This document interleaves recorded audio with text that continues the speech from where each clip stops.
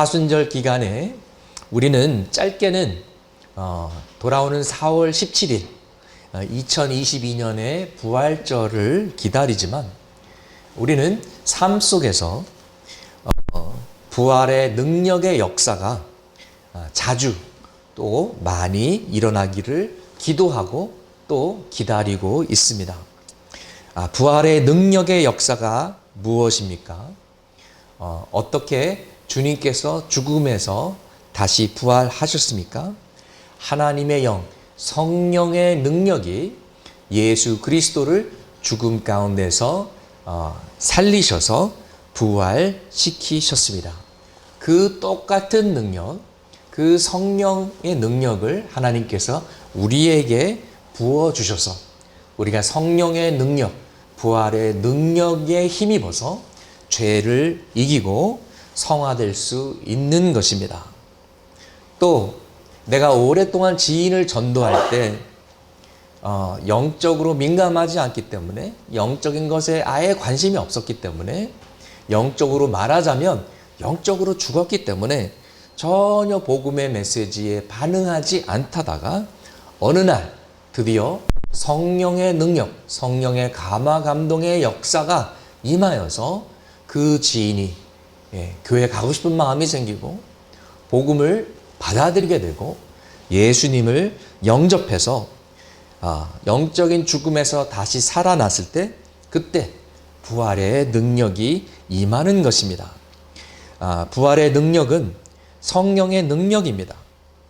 그리고 이 능력은 우리의 삶 가운데서도 임하는데 우리에게 소망이 사라져 갔을 때 정말 내 삶의 상황 속에서 정말 죽음같이 막막하고 힘든 상황에서 하나님께서 우리를 다시 살리듯 반전의 역사를 일으키실 수 있는 줄 믿습니다.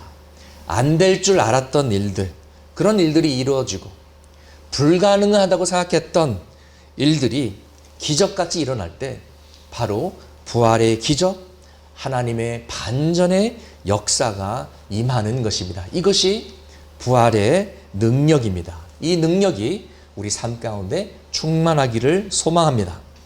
또 우리 인생의 끝을 넘어서 오늘 본문에서 읽었듯이 하나님의 나팔 소리와 함께 주님께서 이 땅에 오실 날을 우리는 고대하고 기다리고 있습니다. 그때 주님께서 우리의 이름을 부르시면 우리는 부활의 몸, 영광의 몸으로 변화될 것입니다. 그때 우리가 이미 죽었다면 우리는 1순위로 무덤에서 다시 일어나 부활할 것이요. 그때 아직 살아있다면 죽음을 맛보지 않고 눈 깜짝할 사이에 우리의 몸이 휴거되어서, 휴거라는 단어는 성경에 나와 있지 않지만 우리의 몸이 공중에 들려서 구름 속에서 주님을 영접하게 되는 기쁨을 맛보게 될 것입니다. 그리고 드디어 이 땅에 하나님의 나라가 세워지고 우리는 주님과 함께 영원히 거하게 될 것입니다. 우리는 예수를 진정하게 믿고 회개하고 영접했다면 그리스도의 부활을 믿습니다. 그런데 부활의 교리, 부활의 진리를 머릿속으로 믿는 것하고 부활의 능력을 우리 삶 속에서 체험하는 것은 차이가 있습니다. 이것은 또 다른 차원의 신앙이요, 성숙한 신앙 가운데 경험하는 것입니다.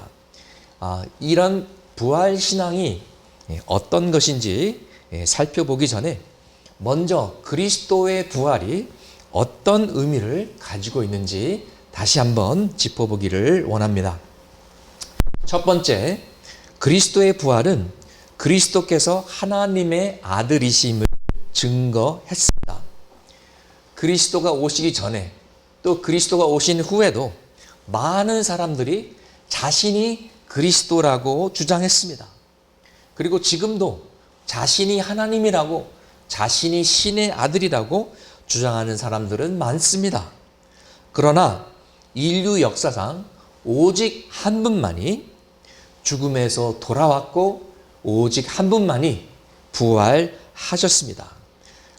그리스도 외에는 전무후무한 것입니다.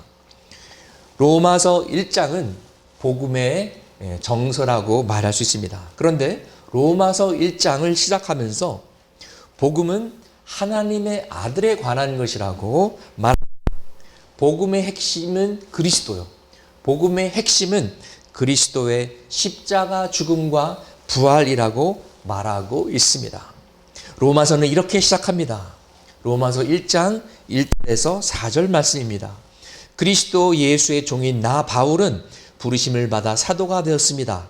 나는 하나님의 복음을 전하기 위하여 따로 세우심을 받았습니다.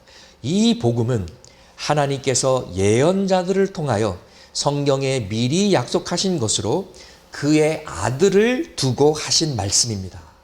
이 아들은 육신으로는 다윗의 후손으로 태어나셨으며 성령으로는 죽은 사람들 가운데서 부활하심으로 나타내신 권능으로 하나님의 아들로 확정되신 분이십니다. 그는 곧 우리 주 예수 그리스도이십니다. 이렇게 부활 사건 자체가 그리스도께서 하나님의 아들임을 증거하고 선포하는 것입니다. 즉 부활은 복음의 핵심입니다. 사도 바울은 이렇게까지 말했습니다. 고린도전서 15장 14절과 17절에 걸쳐서 만약 그리스도께서 부활하시지 않았다면 우리의 믿음은 헛것이다. 부활이 빠지면 복음의 힘이 없는 것입니다. 두 번째, 그리스도의 부활은 하나님 아버지께서 그리스도의 십자가 희생을 받아주시고 인정하신 것입니다. 그리스도께서 우리의 죄를 대신해서 속죄 제물로 죽으신 것을 하나님께서 인정하시고 받아주셨기 때문에 부활하셨다라는 것입니다. 여러분, 주님께서 부활하시지 않았더라면 그리스도의 십자가가 정말 효력이 있는지 없는지 우리가 어떻게 알 수 있습니까? 어떻게 확신할 수 있습니까? 또 우리의 죄가 정말 용서를 받았는지 안 받았는지 확인할 길이 없는 것입니다. 그런데 부활을 통해서 그리스도의 희생을 하나님 아버지께서 받으셨으며 그러므로 우리의 죄가 사였음을 하나님께서 확증하신 것입니다. 우리 고린도전서 15장 17절 말씀 같이 읽으시겠습니다. 그리스도께서 살아나지 않으셨다면 여러분의 믿음은 헛된 것이 되고 여러분은 아직도 죄 가운데 있을 것입니다. 부활하지 않으셨다면 우리의 믿음은 헛되고 우리는 아직 죄 가운데 있을 것이다. 그러나 예수 그리스도는 부활하셨습니다. 할렐루야. 그럼 무슨 뜻입니까? 지금 방금 읽은 고린도전서 15장 17절을 거꾸로 해석하면 됩니다. 우리의 믿음은 헛됩니까? 헛되지 않습니까? 헛되지 않습니다. 우리의 죄는 사함을 받았습니까? 받지 않았습니까? 우리의 죄는 사함을 받았습니다. 여러분, 부활이 이렇게 중요한 것입니다. 세 번째, 그리스도의 부활은 우리가 하나님의 말씀과 약속을 신뢰할 수 있음을 증명합니다.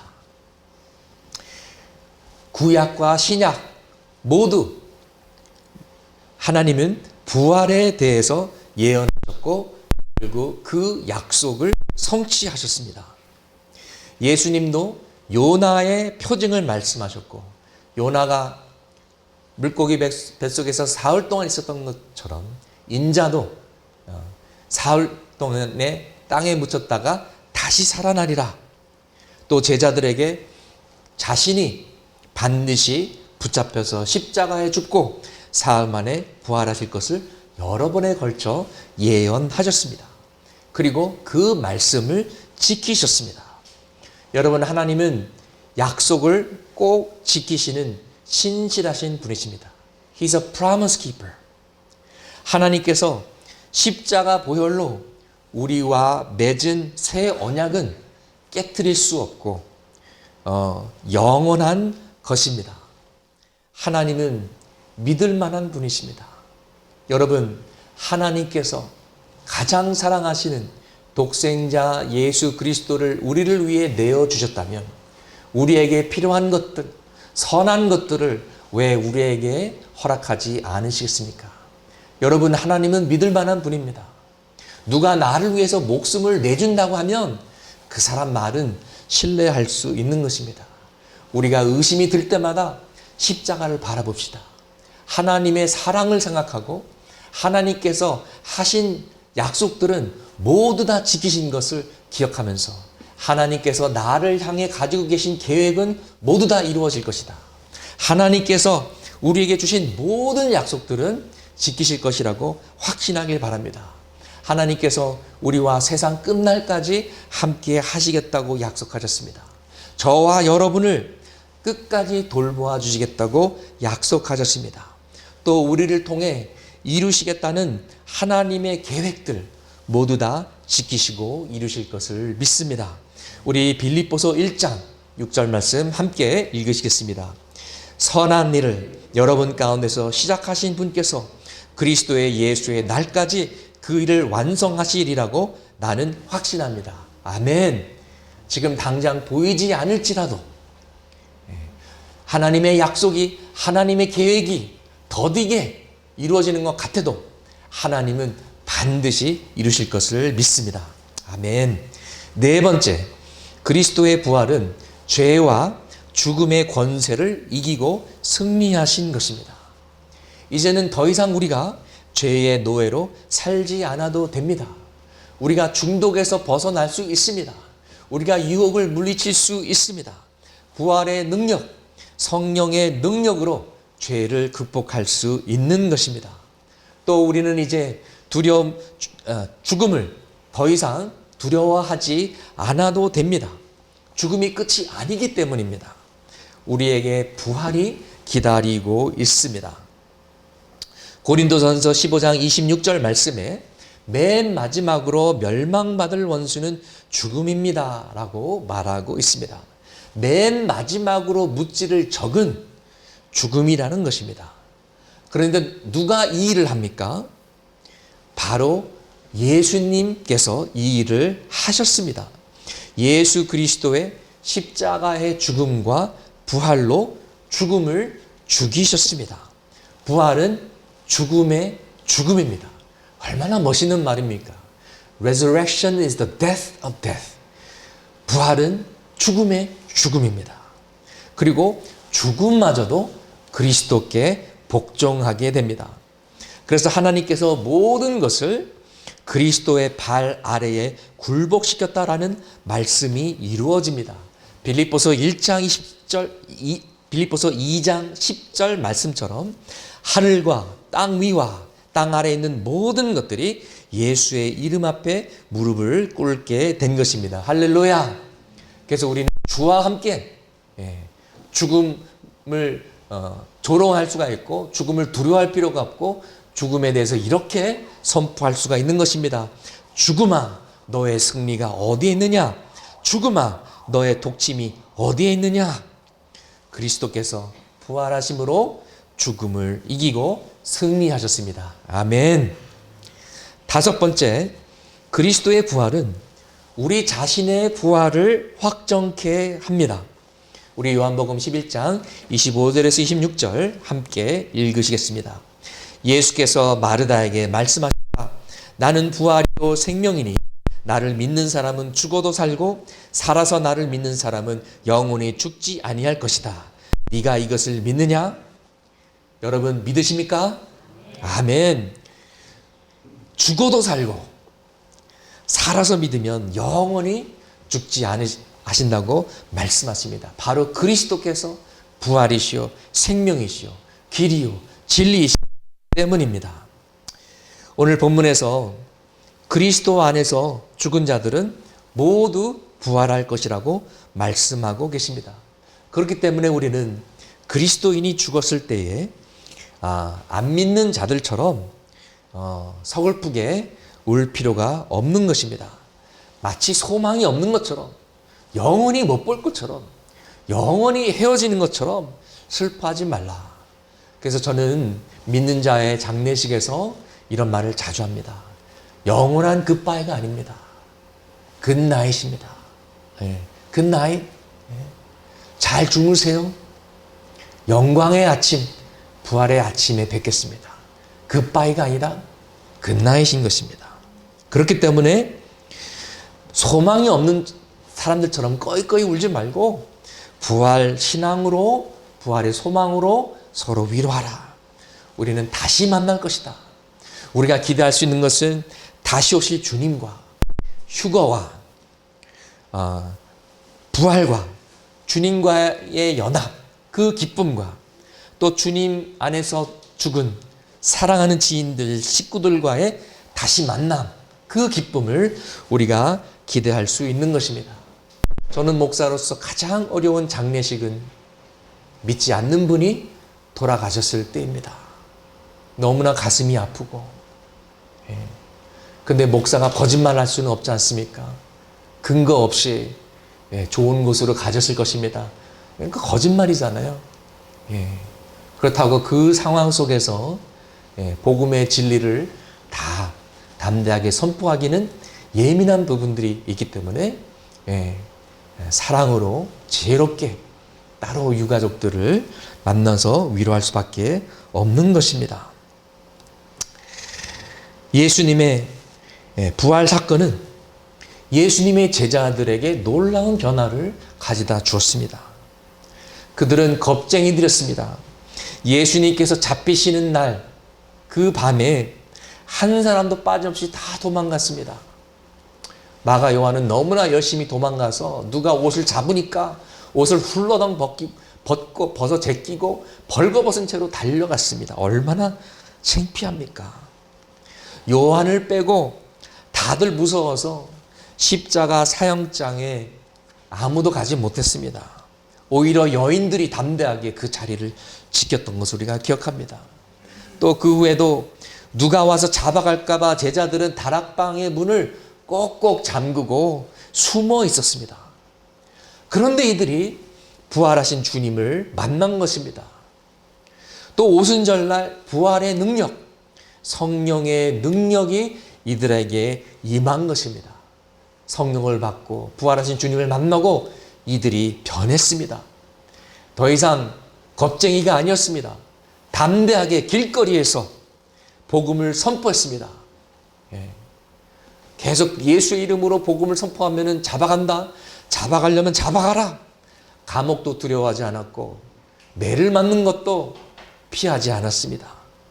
핍박을 두려워하지 않았고 죽음마저도 두려워하지 않았고 12제자 요한을 뺀 12제자 모두 순교한 것을 우리는 알고 있습니다. 이렇게 부활의 진리와 부활 신앙은 죽음의 두려움을 이기는 힘이 됩니다. 부활은 겁쟁이도 용감하게 하는 용기를 주는 능력인 것입니다. 또 부활 신앙은 초대교회 성도들이 일상생활에서 가난하고 힘들고 어려운 일들을 겪고 그러지 않아도 인생이 힘든데 예수를 믿는다는 이유로 불이익을 받고 핍박을 당할 때 그들의 위로가 되었습니다. 그들의 생각과 태도는 이랬습니다. 비록 우리가 지금은 고난을 받아도 이 세상의 삶이 비록 고달프고 버겁고 힘들어도 우리에게는 영광의 부활이 기다리고 있다. 부활의 소망이 있었고 부활의 위로가 있었던 것입니다. 로마서 8장 18절 말씀은 이렇게 표현하고 있습니다. 우리 같이 읽어보겠습니다. 현재 우리가 겪는 고난은 장차 우리에게 나타날 영광에 견주면 아무것도 아니라고 나는 생각합니다. 지금의 고통이 아무것도 아니라는 것이 아닙니다. 지금의 고난이 쉽다라는 것이 아닙니다. 힘듭니다. 그러나 우리가 사는 70년, 80년, 100세까지 산다고 해도 그 100년과 영원무궁한 영광의 기쁨과 영광에 비교했을 때 우리가 참을 만하고 인내할 만하다라는 것입니다. 부활과 하나님의 나라가 임할 때 얼마나 기쁘겠습니까? 드디어 마음속으로 믿던 우리 주님의 얼굴을 육안으로 그 얼굴을 직접 뵈면 얼마나 기쁘겠습니까? 주님을 생각만 해도 기쁜데 주님을 만나면 어찌 기쁘랴. 그리스도의 공동 상속자로서 하나님의 유산을 받고 영광을 함께 누리는 그날이 우리를 기다리고 있는 것입니다. 그리고 그날에 우리 모두 칭찬받기를 원합니다.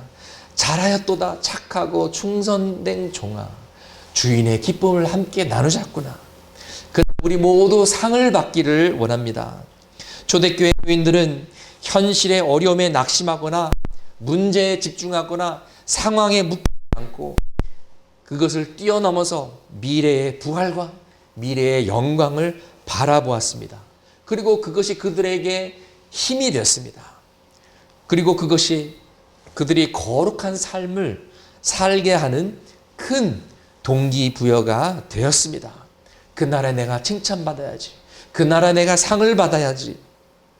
우리 믿음의 핵심 두 가지가 무엇인지 아십니까?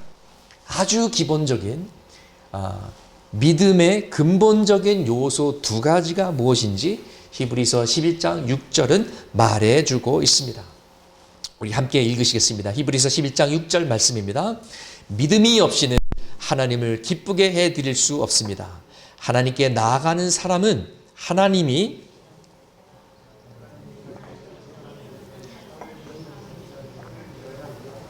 두 가지죠. 하나님이 살아계시다라는 것과 살아서 역사하신다는 것과 하나님은 자기를 찾는 자들에게 상을 주시는 분이라는 것을 믿어야 합니다. 어떤 분은 저에게 이렇게 말씀합니다. 목사님, 저는 상 같은 거 필요 없어요.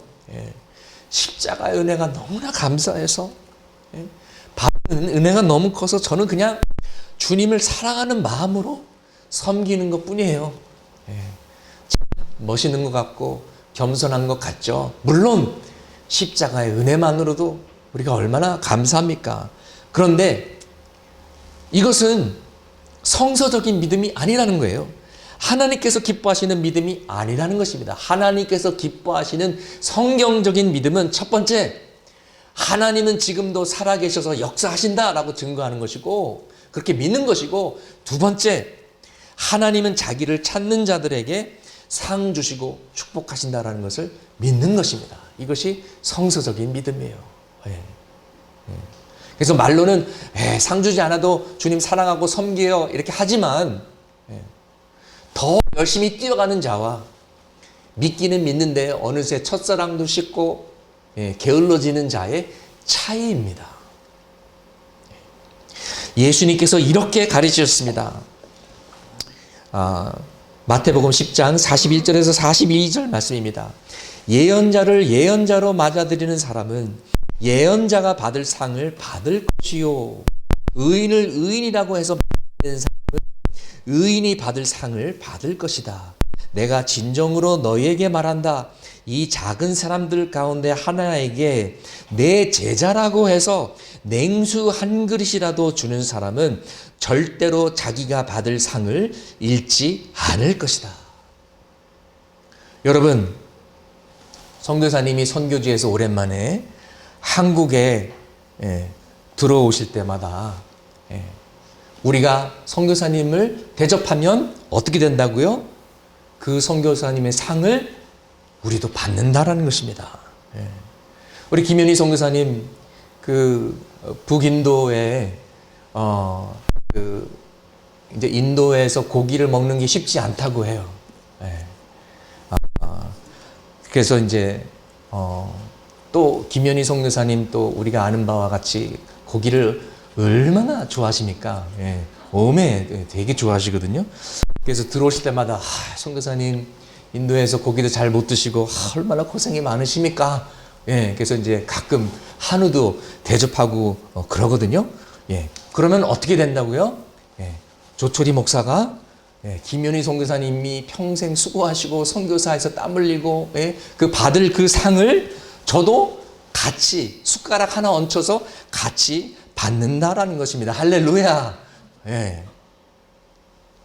제가 제 자신은 별거 아니지만 작은 자라도 예수님의 제자라고 목회자라고 주의 종이라고 여러분이 기쁘게 받아시고 대접하면 제가 평생 목회하면서 고생하고 땀 흘리고 노력하고 애쓴 그 모든 것에 대한 대가와 상을 여러분도 받으신다라는 것입니다. 할렐루야. 네. 앞으로 여러분이 저를 대접할 때 메뉴가 달라질 것 같아요. 네. 지극히 작은 자를 사랑하면 그것이 바로 주님을 사랑하는 것이라는 것입니다. 내가 감옥에 갇혔을 때 너가 나를 찾아왔고, 내가 굶주렸을 때 먹을 것을 주었고, 내가 헐벗었을 때 네가 아동복을 보내주었고, 내가 전쟁 피난민이 되고 난민이 되었을 때 나를 돌봐주었고, 탈북자가 되었을 때 나를 사랑해 주었고, 내가 전쟁으로 부모를 잃고 고아가 되고 전쟁으로 남편을 잃고 과부가 되었을 때 나를 사랑해 주고, 내가 산불로 집을 잃고 앞이 캄캄했을 때 나를 위로해 주었다.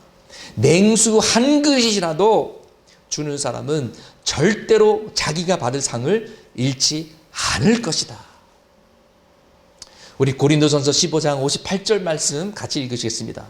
그러므로 나의 사랑하는 형제자매 여러분, 굳게 서서 흔들리지 말고 주님의 일을 더욱 많이 하십시오.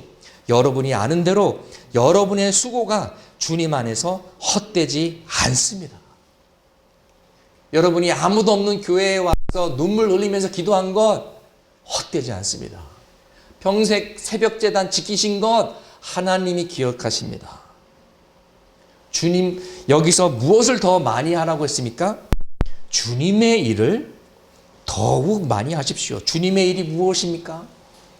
복음을 전하는 일, 전도와 선교의 일, 주의 몸낸 교회를 섬기고 사랑하는 일, 성경 통독도 하고 큐티도 하고 말씀을 읽고 실천하는 일, 성령 안에서 기도하는 일, 가난한 자들을 기억하고 구제하고 베푸는 일, 예배하고 목장 모임하는 것뿐만 아니라 밖에 나가서 소금과 빛의 역할을 하고 사회에 봉사하고 정의의 목소리가 되고 선한 영향력이 되는 일, 이 모든 일들이 절대로 헛되지 않는다는 것입니다. 주님께서 반드시 기억하시고 상 주시고 축복하신다라는 것입니다. 비록 다른 사람이 꼭 알아주지 않아도 괜찮다라는 것입니다. 교회도 모르고 담임 목사님이 모르고 아무도 칭찬해 주지 않고 박수 쳐 주지 않아도 괜찮다라는 것입니다. 주님께서 아시면 충분하다라는 것입니다. 하나님의 눈동자는 우리를 늘 지켜보시며 하나님께서 우리를 지켜보시고 은밀히 보시고 기뻐하신다라는 것입니다. 말라기 3장 16절 말씀처럼 잊지 않으시고 기념책에 기록해 놓으셨다가 너 너무나 기특하구나. 나를 경외하는 자, 나를 사랑하는 자, 내가 잊지 않고 기념책에 기록해 놨다가 내가 반드시 의인과 죄인을 구별하리라. 내가 의인들을 어떻게 축복하는지 보아라. 상 주시겠다라는 것입니다. 성경에 부활과 부활의 가르침이 여러 군데 있습니다만 사도 요한을 통해서 부활에 대한 명확한 그림을 볼 수 있는 곳이 요한계시록 20장입니다. 1절부터 읽어 드리겠습니다.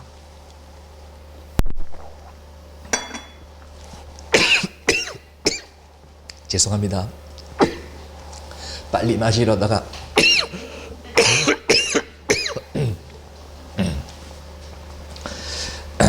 요한계시록 20장 1절부터 있습니다. 나는 또 한 천사가 아비소스, 깊은 구덩이죠. 아비소스의 열쇠와 큰 사슬을 손에 들고 하늘에서 내려오는 것을 보았습니다. 그는 그 용, 곧 악마요 사탄인 그 옛 뱀을 붙잡아 결박하여 아비소스에 던지고 닫은 다음에 그 위에 봉인을 하여 1000년 동안 가두어 두고 1000년이 끝날 때까지는 민족들을 미혹하지 못하게 하였습니다. 사탄은 그 뒤에 잠시 동안 풀려나오게 되어 있습니다. 내가 또 보자들을 보니 그 위에 사람들이 앉아 있었는데 그들은 심판할 권세를 받은 사람들이었습니다. 또 나는 예수의 증언과 하나님의 말씀 때문에 목이 베인 사람들의 영혼을 보았습니다. 그들은 그 짐승이나 그 짐승 우상에게 절하지 않고 그들의 이마와 손에 그 짐승의 표를 받지 않은 사람들입니다. 그들은 살아나서, 부활이죠. 그들은 살아나서 그리스도와 함께 1000년 동안 다스렸습니다. 자, 인류 역사의 마지막입니다. 인류 역사의 마지막 1000년에 관한 예언입니다. 그리스도께서 오셔서 지상에 1000년 왕국을 세우시고 부활한 자들과 함께 심판하시고 부활한 자들과 함께 왕같이 다스리는 모습입니다. 자, 우리도 이어서 5절과 6절 같이 읽으시겠습니다. 그 나머지 죽은 사람들은 1000년이 끝날 때까지 살아나지 못하였습니다. 이것이 첫째 부활입니다. 이 첫째 부활에 참여하는 사람은 복이 있고 거룩합니다. 이 사람들에게는 둘째 사망이 아무런 세력도 부리지 못합니다. 이 사람들은 하나님과 그리스도의 제사장이 되어서 1000년 동안 그와 함께 다스릴 것입니다. 아멘. 예. 그냥 부활이고 부활인 줄 알았는데 첫 번째 부활이 있고 두 번째 부활이 있는 것입니다. 두 번째 부활은 누구에게 해당이 됩니까? 나머지 사람들. 즉 구원받지 못한 자들이 일어나서 하나님의 마지막 심판을 받기 위한 부활을 하는 것이요. 그리고 첫 번째 부활에 참여하는 자들은 거룩한 자들이고 복받은 자들이고 또 마지막 대환란 때에 순교한 자들이 포함되어 있습니다. 그러면 그들만이 포함되는가? 꼭 순교해야만 여기에 들어갈 수 있는가? 그들만이 아니라 순교자들만이 아니라 그리스도께 순종한 자들, 거룩한 종들, 신실한 종들이 참여하는 줄 믿습니다. 믿음 없이는 하나님을 기쁘시게 할 수 없다고 했습니다. 그 믿음은 하나님이 계시다는 것과 하나님을 찾는 자에게 상 주신다는 것을 믿는 믿음입니다. 그리고 예수님께서는 이렇게 가르치셨습니다. 마음이 가난한 사람은 복이 있다. 하나님 나라가 그들의 것이다. 온유한 사람은 복이 있다. 그들이 땅을 차지할 것이다. 그리고 여기서 말하는 하나님 나라와 땅은 그냥 추상적인 개념이 아니라 실질적인 왕국이요, 실질적인 땅이요, 지구 위에 임하는 하나님의 나라인 것입니다. 주님께서 빈말을 하신 것이 아니라 실질적인 말을 하신 것입니다. 흑인 연가 중에 Oh, when the saints go marching in 이라는 그런 찬송가가 있습니다. 여러분도 잘 아실 것입니다. Oh, when the saints go marching in. 잘 아시죠? 성도들이 걸어 들어갈 때에 기쁨 가운데 담대하게 당당하게 들어갈 때 나도 그들 가운데 있길 원합니다. 나도 하나님의 나라에 성도들과 함께 들어가길 원합니다. 이런 뜻이죠. 그래서 우리도 이런 마음으로 첫 번째 부활에 참여하기를 소망합니다. 해석이 좀 다를 수도 있겠지만 어떤 사람은 예수를 믿는 사람은 모두 자동적으로 첫 번째 부활에 참여한다라고 말하는 사람들도 있습니다. 물론 아무것도 안 하고 상 받으면 좋죠. 누가 아무것도 안 했는데 공짜로 뭘 준다면 좋지 안 좋겠습니까? 그런데 여러분 우리가 기억할 것은요. 구원은 은혜지만 상은 순종의 결과라는 것입니다. 하나님께서 우리 모두를 사랑하시지만 우리 모두의 모든 행동을 기뻐하시지는 않습니다. 순종을 기뻐하시고 죄를 슬퍼하십니다.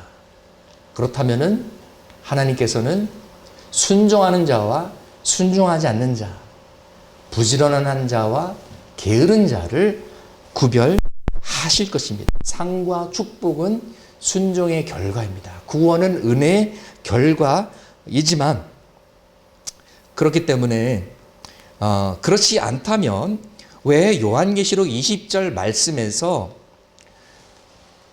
예수의 이름을 부르는 자는 모두 구원을 받을 것이다 이렇게 말하는 것처럼 예수 그리스도를 믿는 자는 모두 첫 번째 부활에 참여할 것이다 이렇게 쉽게 말씀하시지 왜 굳이 순교자 이야기가 나올까?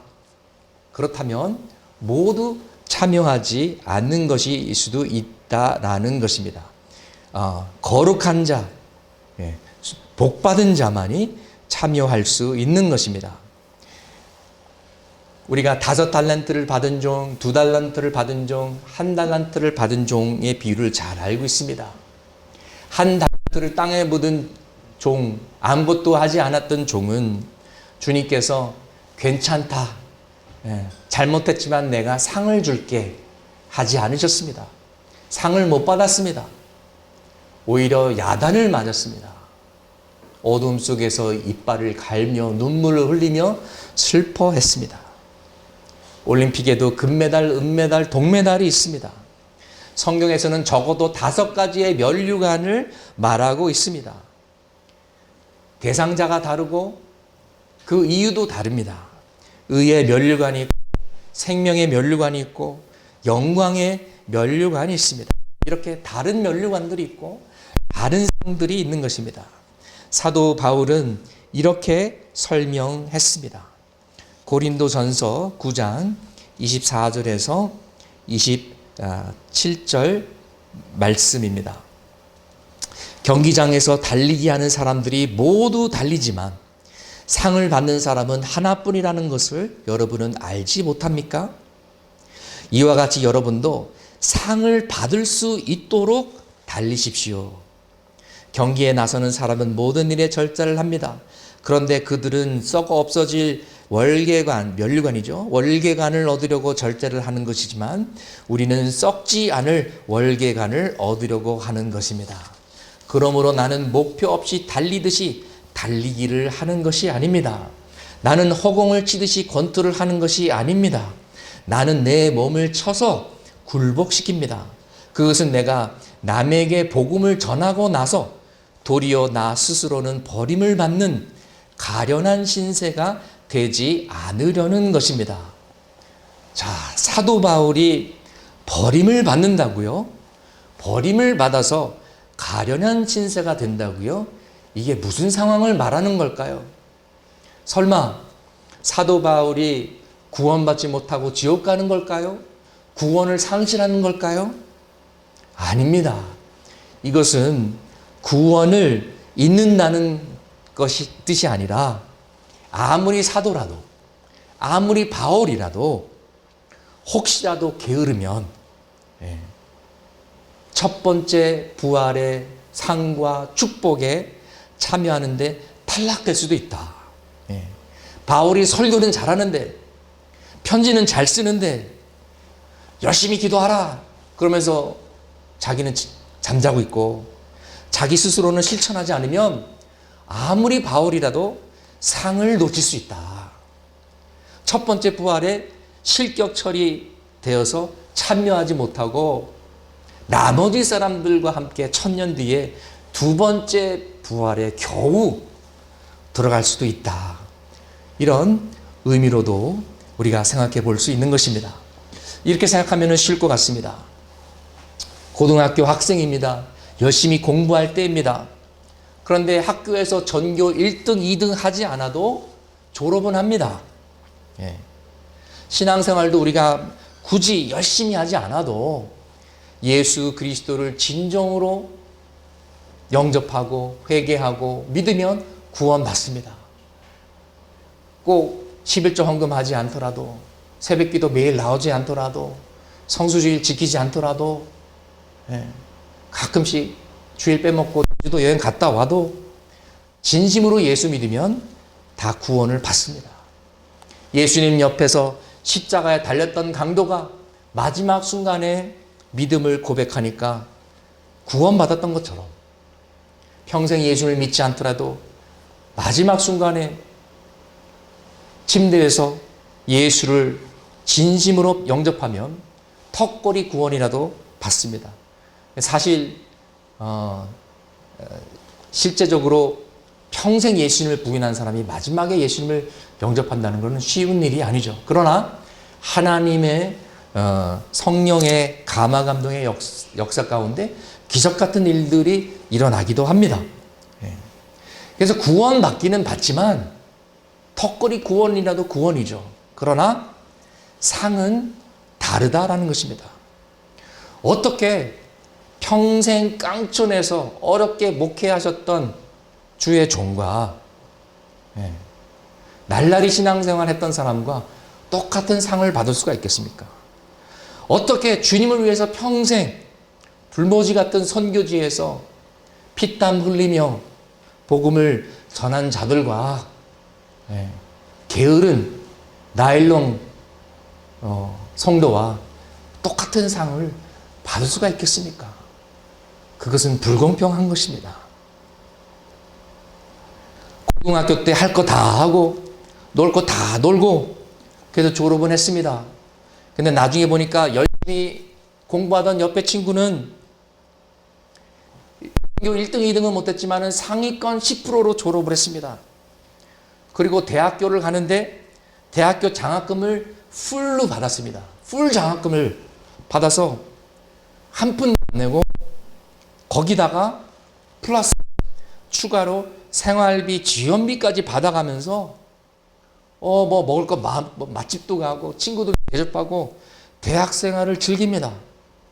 나는 겨우겨우 졸업해가지고 대학교 등록금 대느라고 알바를 2군데 뛰고 투잡을 뛰는데 그 친구는 그 시간에 마음껏 공부하고 낭만적인 캠퍼스 생활을 즐기고 있는 것입니다. 동아리 활동도 하고 연애도 하고 나는 연애가 뭡니까? 그럴 시간이 없어가지고 알바 2군데 뛰느라고 정신이 없습니다. 그리고 그제서야 후회합니다. 이럴 줄 알았으면 나도 공부 열심히 할 걸. 그러나 이미 너무 늦은 것입니다. 첫 번째 부활에 참여하지 못하면 나도 신앙생활 좀 제대로 해볼 걸. 왜 더 열심히 하지 못하고 뭐가 그렇게 바빴는지. 우리가 잘 아는 열 처녀의 비유는 믿는 자 5명과 안 믿는 자 5명의 비유가 아닙니다. 다 구원받은 열 처녀들의 이야기입니다. 다 등잔불을 받았고 다 기름을 받았습니다. 그러나 오직 5명만 기름불을 따로 준비했던 것입니다.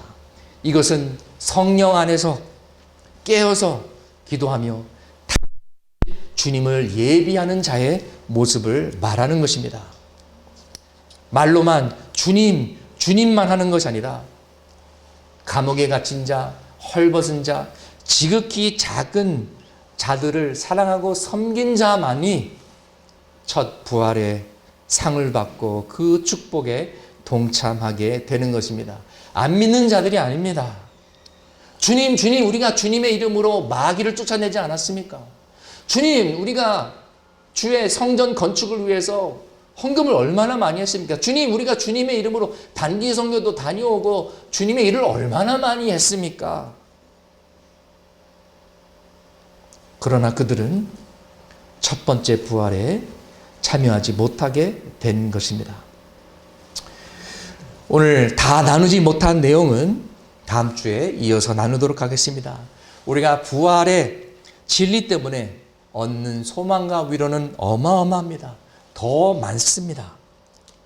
그리고 여러분, 주님을 향한 우리의 수고는 절대로 헛되지 않습니다. 이 땅의 어려움 때문에 낙심하지 맙시다.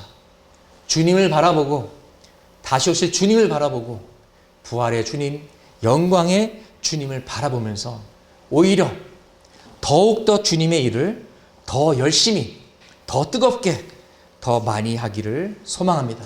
우리 부활의 신앙으로 살아갑시다. 부활의 능력, 성령의 능력으로 살기를 소망합니다. 아멘. 기도하시겠습니다.